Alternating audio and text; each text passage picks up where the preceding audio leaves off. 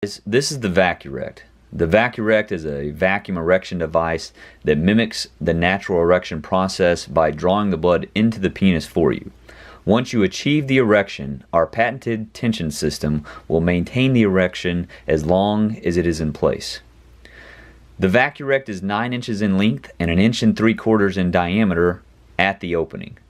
The first thing you will do is start with the largest size tension system and place it on the opening of the cylinder.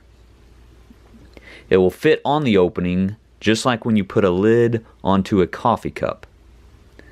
You will then place a small amount of lubricant on the head and the shaft of the penis.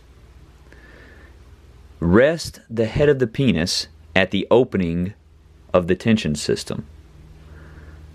Slide the sleeve up and down to create the vacuum pressure.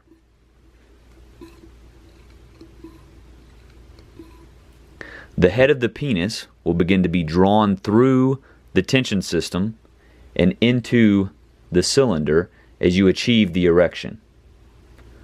Once you achieve the full erection, you will press the edge of the tension system to release the vacuum pressure. Remove the cylinder, leaving the tension system at the base of the penis to maintain the erection.